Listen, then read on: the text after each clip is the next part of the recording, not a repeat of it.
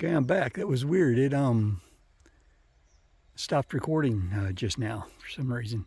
But anyhow, and I was saying, I could see it like a group of horses up in there, and cowboys having a camp in there, something like that. Right here next to the river. So I guess this old cowboy and my horse Zeke. We do have a campsite here along the river.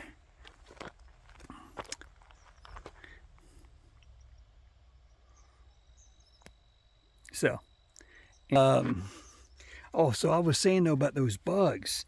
Yeah, when I was riding up to Malta a few days ago, I noticed like from my knees down, my shins and all that, I'm getting hit by just all kinds of stuff. And it actually even concerned me to where I thought, is my front tire, chipping apart or something? Am I getting hit with pieces? So I did. I like stand up and looked over the handlebars down at my tire and it looked fine.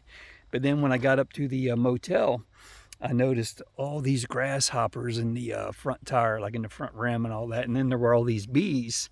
I'm going to say they were yellow jackets, maybe honeybees, but I think like yellow jackets were kind of like all over the carcasses of the grasshoppers, which was kind of weird too. But so yeah, a lot of grasshoppers like I've never seen before. I stopped at a rest area earlier this afternoon, or I guess later this afternoon, and yeah, just walking across the grass, walking across the parking lot, they were just like just oodles of them, and they would fly out ahead of you. They're just like covering the ground, and then as you walk into them, they would just kind of fly out ahead of you.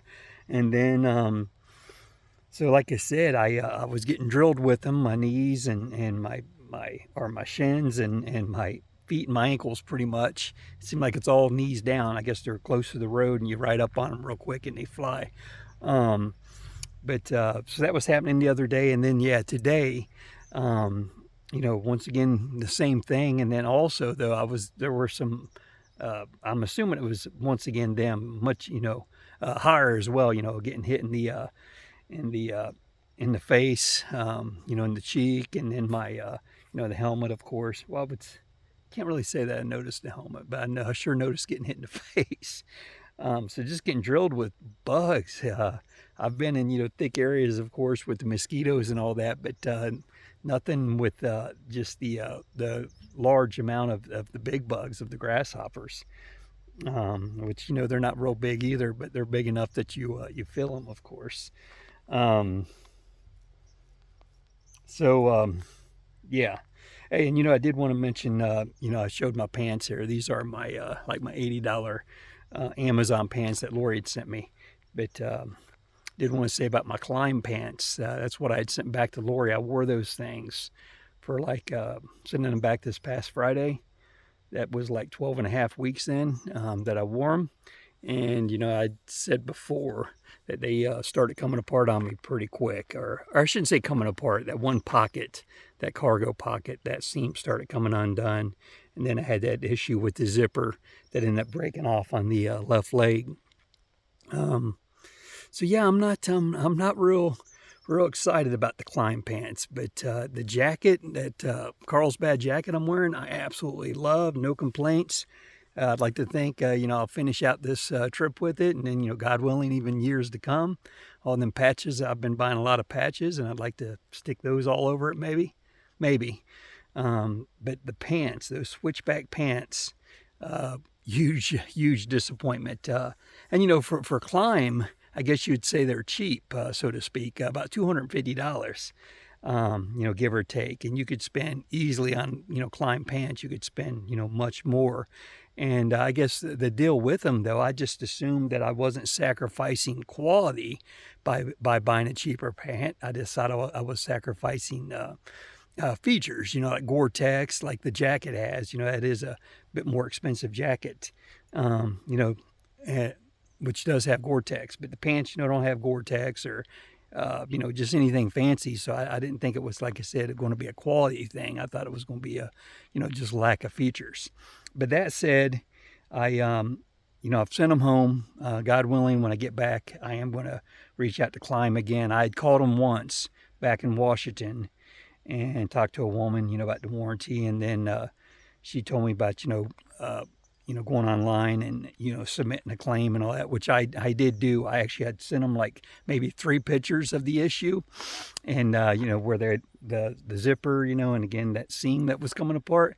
And then they had sent me an email that said they needed like pictures of the front of the pants, pictures of the back of the pants, and the tags inside, and all that stuff, which, I know, obviously people scam and they got they've got a protocol, I guess, a way of doing things, but I don't know. It was a little frustrating, and I just didn't mess with it again. To tell you the truth, I had intended to get some more pictures, but I thought, you know what, I'm just gonna have Lori send me my pants from home, and I'll send those home and deal with that after the trip.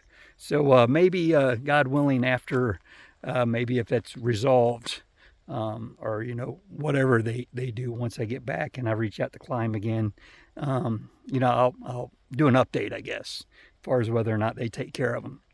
I sure hope they do. It's one of them things I really thought, doing a trip this big and people ride them or wear their clothes all over the world, and they do bigger trips and stuff too. But still, a lot of people don't either, though, who's wearing their product. And I guess my example and my reference, my frame of mind was when I was on the Appalachian Trail, had a Kelty sleeping bag. And when I was just early on in the trip, I started getting the seam on the inside down at the feet started coming undone. And I called Kelty and I told them, I was a through hiker on the Appalachian Trail and all that. And one of my next mail drops had a brand new sleeping bag there from Kelty. And I don't think they would probably, well, maybe they would do it for anybody. But again, I think, being a through hiker on the Appalachian Trail, they, I just always felt like, they were, just standing behind their product and they knew, how much I needed it, I guess.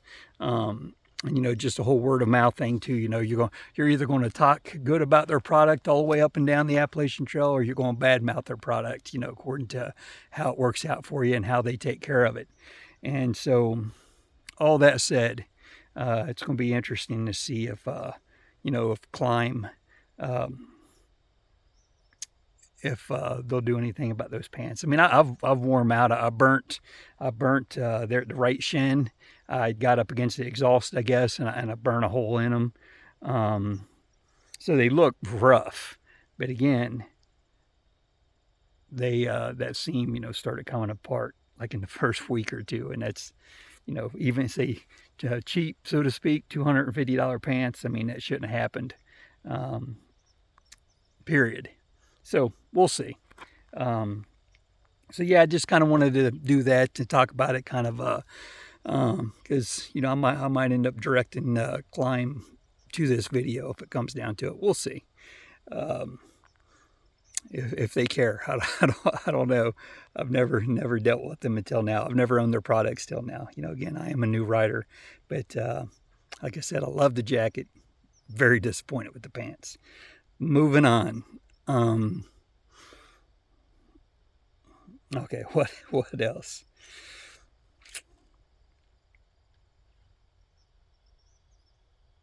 I'm trying to think. I don't want to waste too much time here thinking either, of course. I know there was something about the other day's ride and just people. I guess this morning I came outside the motel room and sat down in the chair, and there was a little bit older gentleman sitting over there who spoke, and his name's Gene, and he is he's from, I guess you would say, the area. He lives maybe down in the Billings area now, but he did live actually north of Malta, he was telling me, and then there was another place he had lived there in Roundup, I think is what it was, Roundup there in Montana. He had lived there as well, but he was just kind of just a pleasant, kind of quiet guy. Didn't say a whole lot, but again, like I said, he did speak, and turns out though he was in the Navy, and he was on an aircraft carrier, and he was also ended up being a Navy SEAL, which he didn't say any more about it, and I didn't, press him on it, but I just think that's pretty cool. I did thank him for his service. I'm sure I told him I appreciate it, but it's pretty cool. I've met handful of seals in my life, maybe 3 or 4, something like that, and I'm 51.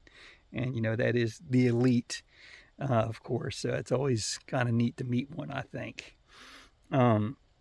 So Gene, I done told you about Jerry, cut my hair. Who else? I was thinking there was more people I wanted to talk about. Somebody I met the other day. I was thinking of something all the way back to Great Falls, and now I'm drawing a blank on what it was. Great Falls.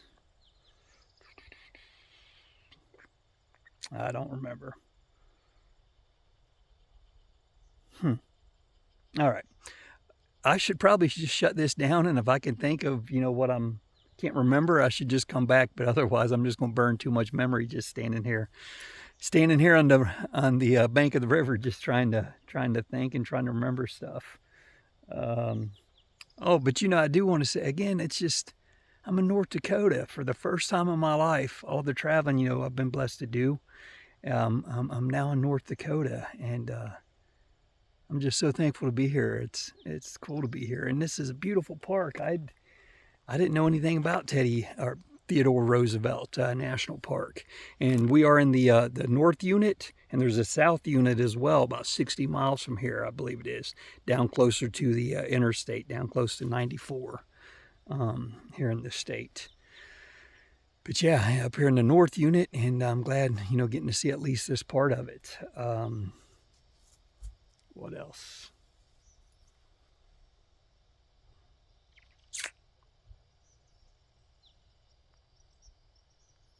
Oh, too, I'd mentioned the CCD the other day, the Cyrus Corps of Discovery, and mentioned some folks that have been part of it. My cousin Randy Cyrus, too, he's been a part of it. He did one of our really big adventures with us, which I know I've mentioned him before, but like I said, I didn't remember when I was listing members of the CCD.